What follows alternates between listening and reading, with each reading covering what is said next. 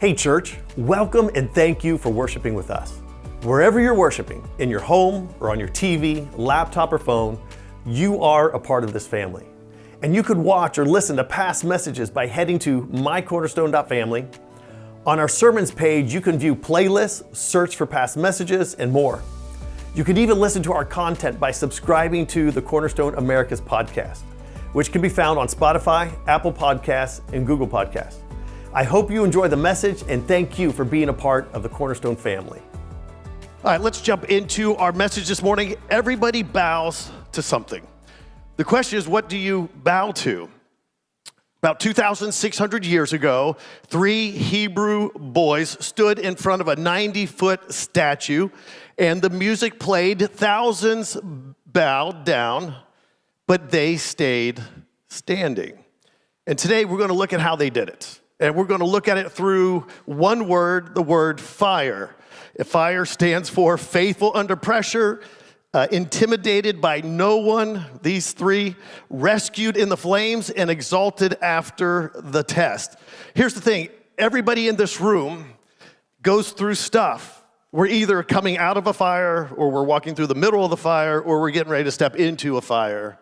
We all experience it, and we can learn from Daniel chapter 3 and what these 3 Hebrew boys did to help us. So let's jump right in. It starts off with faithful under pressure. These guys remained faithful under pressure. And here's the thing about faithfulness, is faithfulness starts long before you ever get into the fire.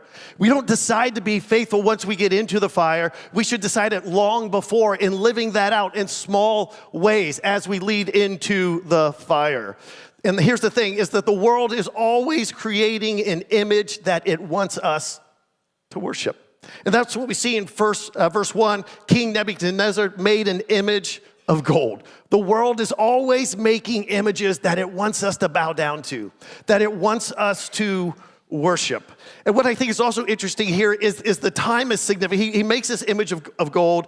It's 60 cubits high, which is like 90 feet, and it's 6 cubits wide, which is like 9 feet wide. And he set it up in this plain area where there's a lot of room for people to come, gather around it, and bow down before it. The timing is interesting, though. Last week we talked about Daniel chapter 2. We talked about this dream that the king had that Daniel interpreted for him. And it was about this statue. And Daniel made it really clear in the interpretation that the head of gold was King Nebuchadnezzar. It was the Babylonian Empire. And then each of these other metals, silver, bronze, and then iron, and are representing other empires that would come after the Babylonian Empire. And I find it interesting. I'm wondering if King Nebuchadnezzar, at first, it seemed like at the end of chapter 2 that he embraced this. Like, yeah, he was fine with this, and he worshiped God. But it's almost like later, pride got in there. He's like, I don't like the idea of me just being the head of gold. I think I should be the entire statue. It should all be gold, and my kingdom, my empire, should be eternal and never come to an end. Because what we know from the interpretation last week is that Christ is this rock that comes out and smashes the feet, which is we believe the Roman Empire, and smashes the whole statue, which means it overcomes every empire, the only empire that will last, that's eternal, that will never end. And so we know that, he understood this, but I think at some point he's like, no. Let's push back on this. I don't like that prophetic word. Let's change this. Let's make the whole statue of gold. Let it represent my empire, my kingdom. Let it never end. I find this interesting. Now, granted, this happened, think of timing from chapter 2 to chapter 3. It could have been as long as 8 years or maybe even 20 years. Of course, I don't know how long it would take to build a 90-foot statue back in the day.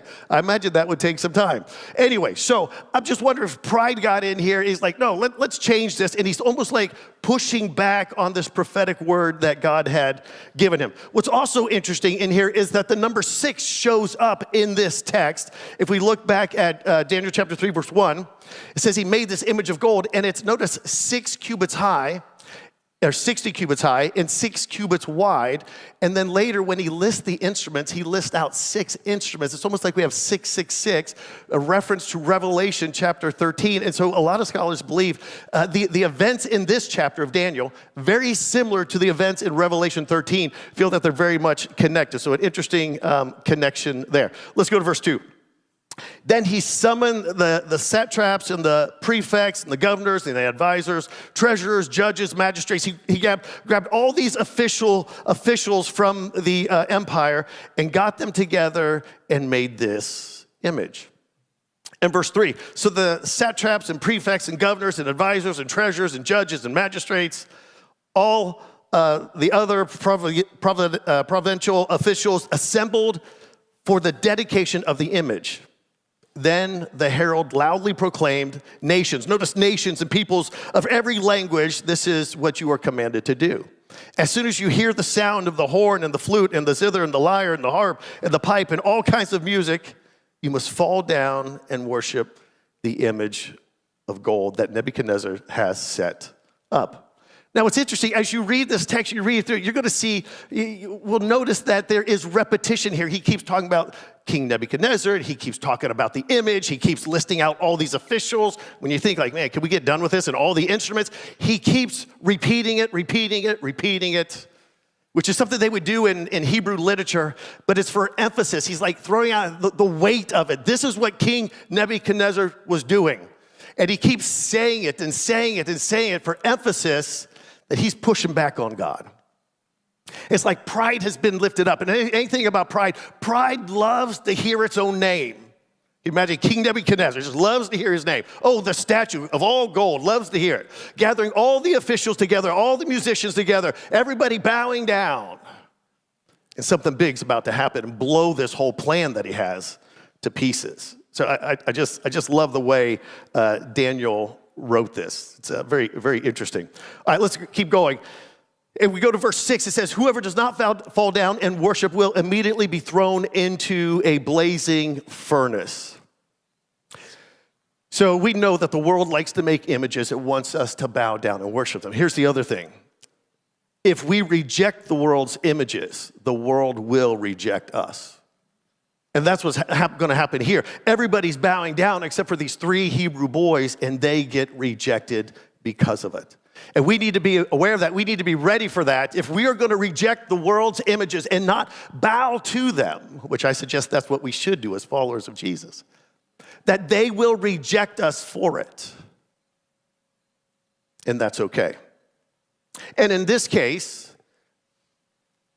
there was a consequence for it. There was the threat of being thrown into a blazing furnace, which archaeologists have found that they did have very large furnaces back in there for making bricks. And so you could throw them into the top, and there was kind of like a side window. You could see what was going on in there.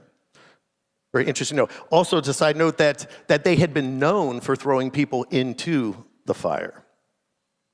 So here's what's interesting. We go to verse 7. It says, therefore, as soon as they heard the sound of the horn, and here we go, this repetition on the horn, the flute, the zither, the lyre, the harp, and all kinds of music, all the nations and peoples of every language fell down and worshiped the image of gold that King Nebuchadnezzar had set up. Again, the repetition of this whole thing. Faithfulness has to be settled before the music plays. Faithfulness is not something you decide in the crisis or in the fire. It's something you decide ahead of time. I am going to follow Jesus, and these are my boundaries, these are my guardrails, and I'm staying within that no matter what. It's not something to be made up on the fly, on the run. Everybody bowed, the whole crowd bowed, every nation, every language, every official, everyone except these 3 boys. Meshach, Shadrach, Abednego didn't bow to the music. You can't make integrity decisions in a crisis. You make them on Tuesday afternoon when nobody's watching. You start it in the small things that nobody watches, nobody notices, nobody knows about, so that when the big issues come, you continue to walk in integrity. Let's keep going. Verse 8. Notice that these boys are intimidated by no one. They're going up against the greatest leader, the greatest king of their time. Here's the thing, faith doesn't shrink when threatened. Faith stands. Doing the right thing will always make some people angry. Standing out, standing up invites accusation. It says, at this time, some astrologers, these are the Chaldeans, came forward. These are some of the wise men in Babylon, came forward and denounced the Jews. They said to King Nebuchadnezzar, may the king live forever. They're going to butter him up first as they get together. And these guys are probably jealous. These guys are jealous because they remember, doesn't matter how many years ago it was, that Daniel knew the dream of the king. Daniel interpreted the dream. Daniel and his friends got promoted. They probably got demoted. They're probably not happy about that. These are just not accusations. This is revenge. They want to catch these guys doing something wrong so they be thrown in the furnace so they can be rid of them. But these guys are intimidated by no one. Verse 10, your majesty has issued a decree. They're going to remind him of what he's said. You've issued a decree, and everyone who hears the sound of the horn must fall down and worship the image of gold. And that whoever does not fall down and worship would be thrown into a blazing furnace. But there are some Jews whom you have set over the affairs of the province of Babylon. Like, this was a subtle way of saying this was a bad idea. Your decision to do that was not a good idea. There's some Jews whom you set over the affairs of the province of Babylon, Shadrach, Meshach, and Abednego, who, listen, number one, pay no attention to you, your majesty. They neither serve your gods, nor worship the image of gold you have set up. They're purposely trying to pin the king into a corner where he has to deal with these guys. So they stack the charges. Doing what's right will at times make people mad at us. How do we handle ourselves in the marketplace? How do we handle ourselves at school? How do we handle ourselves in business? If we have integrity, if we have character, if we have compassion, if we have Christ-like qualities, some people are going to be upset because of that. But here's the thing, they go on this and they don't even try to defend themselves. Verse 13, furious with rage, Nebuchadnezzar summoned Shadrach, Meshach, and Abednego, and Nebuchadnezzar said, is this true? He's like, almost like, please, I don't want this to be true. Is this true? You guys are not bowing down? That you do not serve my gods or worship the image of gold I've set up? Now, he goes, I want to give you one more chance here. Let me give you one more chance. Now, when you hear the sound of the music, if you're ready to fall down, if you're ready to worship the image I made, very good. Like, please do. I don't want to have to do anything. I don't want to have to throw you into the furnace. But if you do not worship it, you will be thrown immediately into a blazing furnace. Then what God will be able to rescue you from my hand? Again, it's almost like he wants to go to battle with God. He's already made the statue of gold. He wants to kind of push God's prophetic timetable off to the side and just make his empire, God's empire, an eternal kingdom. And now he's saying, come on, can your God compete with my God? Who's going to save you from the fire? Who's going to save you from the fire? These guys don't even try to defend themselves. I think here's the interesting thing. I think the most dangerous temptations aren't maybe the obvious ones. They're the ones that kind of seem reasonable. It's almost like if you would just bow this one time, just bow, then we can just make all this go away. Just do this one time. It'll be okay. Nobody will know. Nobody will hear about it. It'll be okay. Just do this one time. I mean, there's certain things we just know. That's just blatantly wrong. I wouldn't do that, obvious. But maybe some are a little more reasonable. There's a reason. There's a good reason to do this. We can kind of justify it in our mind. Well, this would be okay, right? And we build our case why it's okay to bow to an image in our culture. Verse 16. Shadrach, Meshach, and Abednego replied to him, King Nebuchadnezzar, we do not need to defend ourselves before you in this matter. Man, we're not going to argue theology. We're not going to plead for mercy. We're not going to try and negotiate this thing out. We're not going to be disrespectful or anything, but we're going to be clear. This isn't up for debate. We're not going to bow in front of the most powerful man in the world. Verse 17, if we are thrown into the blazing furnace, the God we serve is able. He's able to deliver us from it. And he will deliver us from your majesty's hand. He's able and he will. Think about the faith of these three men, these three boys. God's able. God is willing. God will deliver us. I wonder if they had read Isaiah 42, verse 2 and 3. Maybe they had read it. Maybe they had heard about it. Maybe they were holding on to this promise. This is what Isaiah wrote in their day. When you pass through the waters, I will be with you. And when you pass through the rivers, they will not sweep over you. And when you walk through the fire, you will not be burned. The flames will not set you ablaze. I wonder if they knew that verse, if they knew that scripture, if they were holding on to this is God's promise to us. We're not bowing. We're not going to worship the image. And they go on in verse 18. I think this is one of the most remarkable maybe verses in Daniel, maybe in the entire Bible. It says, but even if he does not, and even if he doesn't save us in this fire, he goes, we want you to know, your majesty, that we will not serve your gods or worship the image of gold you have set up. You know why they were in Babylon? Because their parents and their ancestors had been bowing to idols. God had been warning them for generations not to do it. And finally delivers them over to Babylon. They're taken into captivity. And now Babylon, the king of Babylon, is asking them to do the very thing that their ancestors had been doing that led to this problem. And it's like these three boys and Daniel are like, it stops with us. Man, it stops with us. And what problems maybe have been going on for generations in our family line, and we finally say, hey, this stops with me. This stops with my family. It stops with my generation. Our generation going forward are going to be different. We're going to serve the Lord. We're not going to be bound by this thing or that thing or the other. Our family will be different from this point forward. I imagine these boys are just holding on. Like, this is what our ancestors did. We're not doing it, even if we die in the fire. And I love that tenacity. I love that faith. I love that boldness. But even if he does not, we won't bow. We won't bow. I think mature faith says, I'm going to serve God even if he doesn't. I feel like in American Christianity, we have a lot of people like, I'm going to serve God if he does. But if he doesn't, I'm not going to serve him. If it doesn't turn out the way I want, if it doesn't turn out the way I've been praying and asking, then maybe I'm going to go do my own thing. I think as a mature follower of Jesus, we say, hey, this is what I'm praying for, God. This is what I'm asking for. But even if it doesn't happen my way, where else am I going to go? Who else would I follow?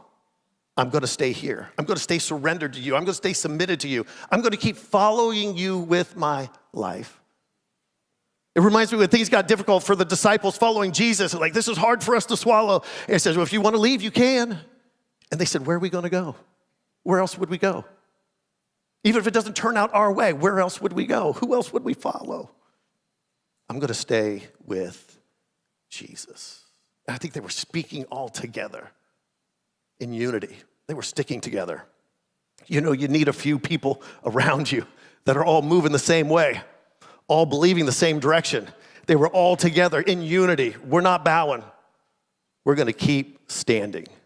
I think the interesting thing about fires is God can take us, can deal with the fire with us in several different ways. There's three ways God saves us through it. Is one, he can save us from the fire. That's my favorite way. I don't know if it's your favorite way. It's my favorite way. When he just saves us from the fire, you don't have to go through it. I mean, he just moves the fire out of the way and you just keep plugging forward. That's my favorite one. That's the one I typically pray for. Are you guys the same way? Like, I want to just deliver, get the fire out of here. Yeah, deliver me from the fire, right? Save me from the fire. But sometimes he delivers us through the fire. Not a big fan of that one. I've done that one before. It's better than doing anything else, God taking you through the fire. You know you're not going to stay in the fire. You're going to keep moving through it, come out the other side stronger, come out better. But it's never fun going through the fire. I'd rather be delivered from the fire, just get it out of here, keep moving. Sometimes he delivers us through the fire. Not as good as the first one, still good though. God brings you through. For various reasons. I believe sometimes God delivers us from, sometimes God delivers us through. I think there's a third one. Sometimes God saves us by the fire. That in the fire we learn some other things that haven't been dealt with that need to be dealt with. And it helps us. Let's go on to the next one. They're rescued in the flames. God doesn't always keep us from the fire, but he always meets us in the fire.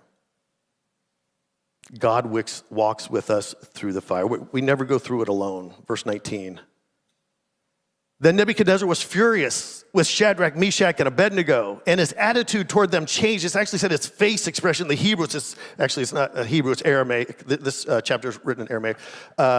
It changes in chapter 2 from being Hebrew to Aramaic. And so it talks about his face was actually distorted. I love some Bibles say it that way. His attitude towards them changed. I can imagine just this funny, maybe even grotesque facial expression on. When he gets to this point, his attitude toward them changed. He ordered the furnace to be heated 7 times hotter than usual and commanded some of the, notice, strongest soldiers in his army to tie them up. So he's bound them, Shadrach, Meshach, Abednego, and threw them into the blazing furnace. This is where we think all is lost. If the world can't bend you, it will turn on you, it rejects you. Heated up the furnace 7 times hotter with different dampers and stuff. They had a way of doing that, making it hotter. And they throw them in. Verse 21, so these men, and notice it goes into great detail what they were wearing. We're wearing robes, trousers, turbans, and other clothes. Wanted us to know what all they were wearing. Were bound and thrown into the blazing furnace. The king's command was so urgent that the furnace so hot that the flames of the fire killed the soldiers who took up Shadrach, Meshach, and Abednego. And these 3 men, firmly tied, fell into the blazing furnace. And if we didn't know the rest of the story, we'd be thinking this is really, really bad. The soldiers died just throwing them into the furnace. It was so hot. Here's the thing about the fire. Safety isn't found in proximity to fire. It's found in proximity to God. Our safety is not found in our proximity to the fire. It's found in our proximity to God. The soldiers close to the fire burned up. 3 Hebrew boys thrown in, they don't burn up. Firmly tied, fell into the fire. Sounds like it's over. Then King Nebuchadnezzar leaped to his feet in amazement. I can imagine how startled he is. And he asked his advisors, weren't there 3 men that we tied up and threw into the fire? And they replied, certainly, Your Majesty. And he said, look, I see 4 men walking around in the fire. And notice that they're what? Unbound and unharmed. And the 4th looks like a son of the gods. There's 4 men in the fire. God never leaves us alone in the fire. There's a 4th man in the fire. He goes through the fire with us. Even when he doesn't deliver us from it, he delivers us through it. He comes in it with us. That's the beauty of this thing. And notice he says, in his thinking, Nebuchadnezzar's thinking, he says, the 4th looks like a son of the gods. No, he's the son of God. That's what he is. This is Jesus in the Old Testament. Many scholars believe that this is an incarnation. This is Jesus in the Old Testament showing up. 3 went in, 4 are seen. This is interesting math because we've all probably heard of girl math. Has everybody heard of girl math? I know some of you had back there. In case you've not heard of girl math, let me explain this. It's just, ladies, don't take this personal because there's nothing against the ladies here because there's men that have some bad math too. And we know, you guys know it too. You've seen them add stuff up. It doesn't work. But there's a thing called girl math. It's on social media, and it's a way of just kind of poking fun and rationalizing and justifying different financial decisions. But some of it goes like this. Returning an online purchase feels like making money. That's girl math. Right? You guys with me? Okay. I feel like you guys I don't know where you're going with this. We're getting in trouble. Using cash to buy something feels like it's free. And that may be not just girl math, that's the whole younger generation thing, right? Because they're used to debit cards and stuff like that. And so when they have cash, it's like, oh, free money, because they don't normally have cash. So it's free. Whatever they buy with the cash is free. Well, there's girl math, and of course there's boy math. Both of them could get a little weird. But then there's God's math. And God's math somehow goes above our math when he says 3 in the furnace, but 4 end up being there. That's not girl math. That's not boy math. That's God's math. And I love the way he does math because it supersedes the way we do math. Man, he can make things happen that we can't make happen. He's not bound to these limitations that we have. 4 men show up in the fire. Bound, thrown in, 3 of them, a furnace equals free, equals walking around, equals ropes being burnt off. 3 men in, 4 men there. The arithmetic of heaven was added to the arithmetic of earth. 4 men in there. It reminds me of Matthew 28, verse 20. I am with you always to the very end of the age. He's always with us. God doesn't stand at a distance when we're in pain. He enters into it. The 4th man in the fire is Emmanuel. That is God with us. That's the beauty of this. And they're walking around in ease. And what's also interesting here is God burns off everything that had been tying them down. They had been bound. And the only thing that burns as the fire is what was binding them. What bound them became burned. Daniel 3:25, he said, look, I see 4 men walking around in the fire, unbound and unharmed, and the 4th looks like a son of the gods. The fire didn't burn their bodies, it didn't burn their clothes, didn't burn their hair. It only burned one thing, and that is the ropes that were binding them. Here's the thing, when God takes us through the fire, that fire burns off some of the things that had been holding us bound. That's the benefit of going through the fire. It can be fear, it can be shame, it can be addiction, it could be the old identity, it could be false beliefs, it could be generational curses, compromise we were unwilling to release. Some ropes don't loosen, they have to be burnt off. That's what God does in the fire. So let's ask ourselves, where are we tied up? Where are we struggling? What is holding us back? What is limiting us from being all that God has called us to be? And maybe going through the fire is for this very reason, that the ropes that have been binding you could be removed. Maybe the fire that we've been fighting the whole time is the very thing that he wants to use to free us. Something about going through the fire that changes us, it moves us. It can take us from being immature, it can take us from being doubting to growth and increased faith, increased confidence. God burns stuff away. Isaiah 48, verse 10, maybe these 3 Hebrew boys knew this verse too, maybe. See, I have refined you, though not as silver, I have tested you in the furnace of affliction. This is the refiner's fire. Sometimes we go through the fire to be refined. God burns out the impurities. You throw metal in the fire to burn out the impurities. When do you know that the impurities are burned out? You can see your reflection in the metal. How do we know when it's being burned out? When we can see the reflection of Jesus in us. He's burning it out. Verse 26, Nebuchadnezzar then approached the opening of the blazing furnace and shouted, Shadrach, Meshach, and Abednego, servants of the Most High God. Now he's getting right, servant of the Most High God. That's the highest title he could give him right there. He's getting it right here. Come out, come here. So they came out. Funny thing, he didn't ask for the 4th man of the fire to come out. I'm not sure he wanted to see him. Just a thought. Just a thought. Servant of the Most High God. He's heading in the right direction here.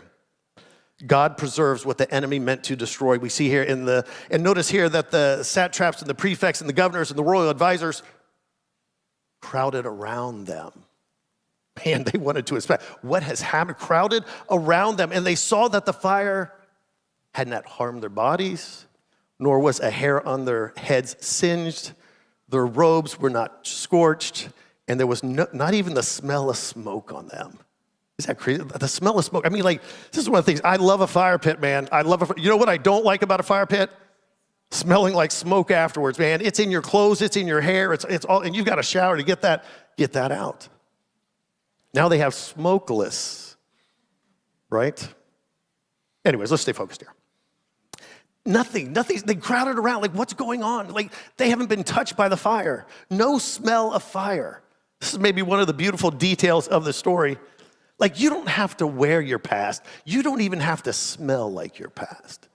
Like, God wants to free you so much from what's in the past that, sometimes, like, I feel like sometimes as Christians, like, man, we're different from our past, but we still kind of have that smell lingering on us. And I feel like what God's trying to say is because he wants to so burn that out and purify us that we don't even, not only are we different, but we don't even have that smell on us. We are different. And they're crowding around like, what happened here? What happened here? Verse 28.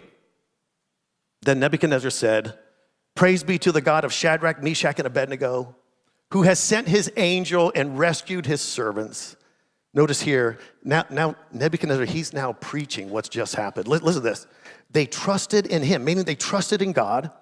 They defied the king's command, and they were willing to give up their lives rather than serve or worship any god except their own.